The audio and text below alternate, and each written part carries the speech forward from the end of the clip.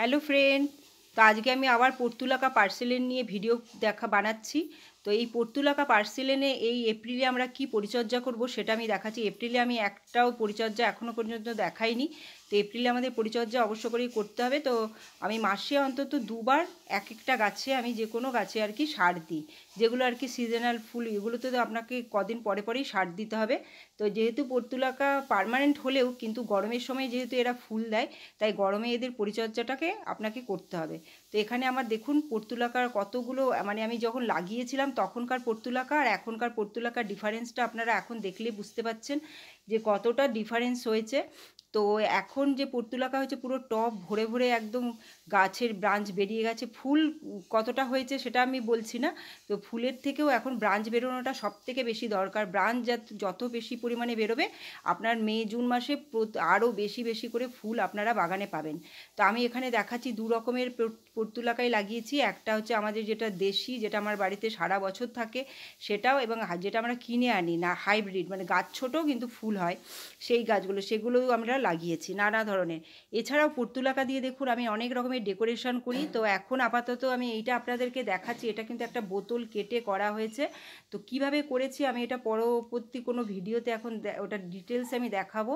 আপনারা এটা আমার চ্যানেলটা যদি ফলো করতে থাকেন তবে আপনারা দেখতে পাবেন।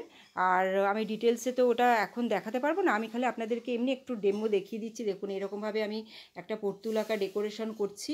একটা বোতলের মধ্যে বোতল কেটে সেখানে পর্তুলাকার ব্রাঞ্চগুলো, আর এই যে ব্রাঞ্চগুলো দেখছেন এগুলো সমস্তই আমার বাড়ির বাগানের নতুন যে পর্তুলাকা আছে সেই পর্তুলাকার ব্রাঞ্চে আমি কিন্তু লাগিয়েছি। এটা কোনো কেনা কোনো ব্রাঞ্চ লাগাইনি। তো বুঝতেই পারছেন যে আমার কত কত পরিমাণের ব্রাঞ্চ আমরা কাটছি এবং কত পরিমাণে ব্রাঞ্চ আমাদের বেরোচ্ছে। তাই আপনি পর্তুলাকার যত ব্রাঞ্চ কাটতে পারবেন তত কিন্তু আপনার ব্রাঞ্চ বেরোবে, কোনো ক্ষতি হবে না যে ব্রাঞ্চ কী করে কাটবো, কেন কাটবো এরকম। আর এখন পার্সেলিনটা দেখুন, পার্সেলিনটা দেখলেও বুঝতে পাচ্ছেন যে কতটা কচি কচি একদম ফ্রেশ সবুজ রঙের পার্সেলিনগুলো বেরিয়েছে। আমি কত ছোট ছোট কাটিং সব বসিয়েছিলাম।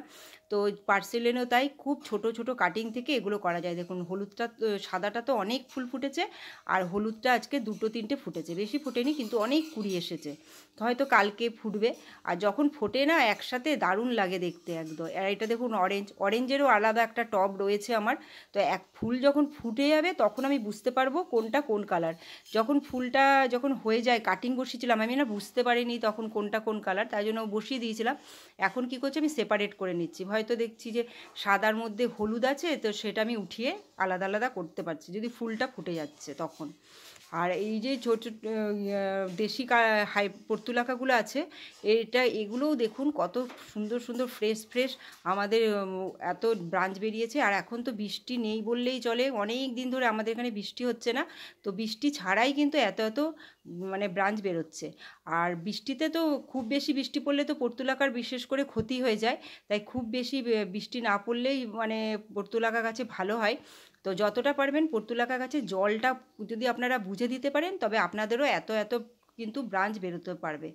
আর এর যে মাটিটা আমি আপনাদের তুলে দেখাচ্ছি আঙ্গুলে, দেখুন কতটা ঝুরঝুরে থাকবে অথচ ভেজা। দেখুন আমার আঙ্গুলটা কিন্তু ভিজে যাচ্ছে না।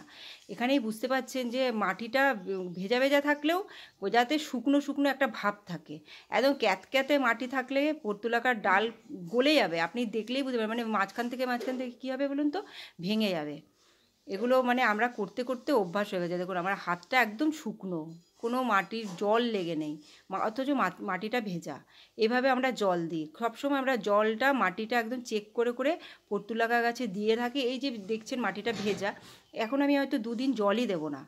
আর এই যে ব্রাঞ্চগুলো দেখুন কতটা কতটা লম্বা হয়ে গেছে। এই লম্বা ব্রাঞ্চগুলো আপনারা কিন্তু কেটে আবার ওই টবের মধ্যেই বসিয়ে দিতে পারেন। তবে কী হবে, টবটাও ভরে যাবে আর এই যে লম্বা ব্রাঞ্চটা দেখতেও ভালো হয়ে যাবে, ঠিকঠাক শেপে চলে আসবে।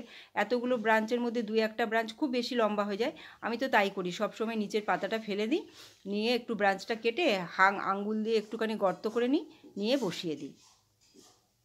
খুব ইজি। আর এই যে ফুলটা ফুটে রয়েছে, আপনি যে ব্রাঞ্চটা কেটে বসাচ্ছেন এতে কিন্তু ফুলটার কিচ্ছু হবে না, ফুলটা একদম সতেজই থাকবে। ফুলটা যে ঝিমিয়ে যাবে সেটাও নয়। এতটাই পর্তুলাকা, মানে খালি মাটি টাচ করলেই হলো এদের, আর কিচ্ছু চাই না এদের। আর এখানেও তাই, হলুদটাও তাই আলাদা। দেখুন এখানে সাদার মধ্যে অনেকটা হলুদ আর রয়েছে, আমি তাই জন্য কী করলাম হলুদটাকেও আবার হলুদ পার্সেলিনের মধ্যে আমি বসিয়ে দেবো। এরকম করে। আর দেখতেও ভালো লাগবে, একসাথে হয়ে থাকবে। এরপরে মানে পরবর্তীকালে আরও আরও অনেক ফুল আপনারা দেখতে পাবেন আমার বাগানে। আমি আপনাদেরকে তো দেখাতেই থাকবো, তখন মানে আর পাতাগুলো দেখা যাবে না, খালি ফুলে ফুলে ভরে থাকবে পর্তুলাকা। আর পর্তুলাকা ফুলগুলো খুবই সুন্দর দেখতে, পার্সিলিনগুলোও খুব সুন্দর দেখতে, যে অনেক এরা 12টা 1টা পর্যন্ত কিন্তু ফুটে থাকে, তারপরে এরা বুঝে যায়। তো এই এপ্রিল মাসে আমরা কি পরিচর্যা করব সেটা আমি আপনাদের দেখাচ্ছি।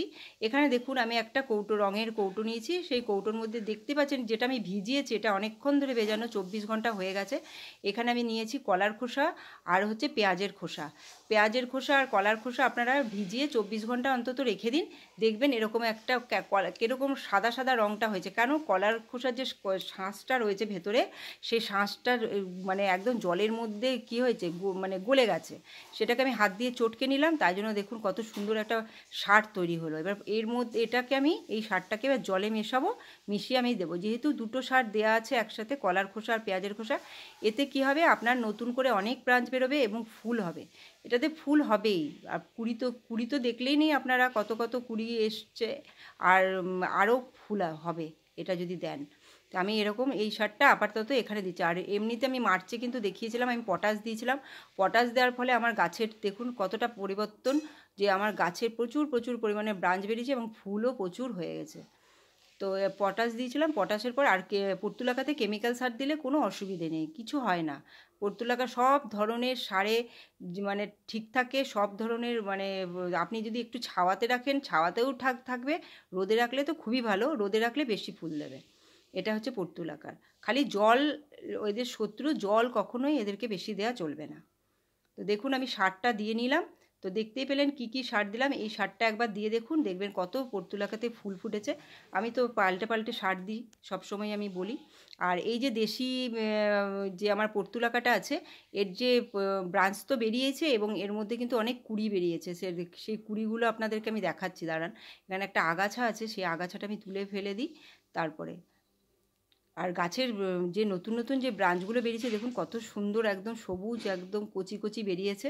এগুলোকে যদি আপনি এখনই অন্য জায়গায় লাগাতে থাকেন না, তবে এগুলো তো হবেই, তারপরে আবার নতুন নতুন করে অনেক হবে। এই দেখুন কুঁড়ি, দেখতেই পাচ্ছেন প্রত্যেকটা ডালে এখন কুঁড়ি আসছে, কোনোটা ছোট কোনোটা বড় কুঁড়ি আসছে। তো আপনারা ভিডিওটা অবশ্য করেই দেখবেন। ভিডিওটা যদি ভালো লাগে লাইক শেয়ার সাবস্ক্রাইব করবেন। আমি এরকমভাবে মাঝে মাঝে আপনাদেরকে আপনাদের মানে যেগুলো খুব দরকারি গাছ, সেই গাছগুলোর ভিডিও আপনাদের দেখাবো, কি পরিচর্যা করবেন সেটাও বলে দেবো। দেখুন কতটা সুন্দর। আর যেগুলো আমি দেখেছি হাইব্রিডের থেকে দেশিগুলো অনেক বেশি ভালো। তো ভিডিওটা আমি এখানে শেষ করছি। Bye bye, take care.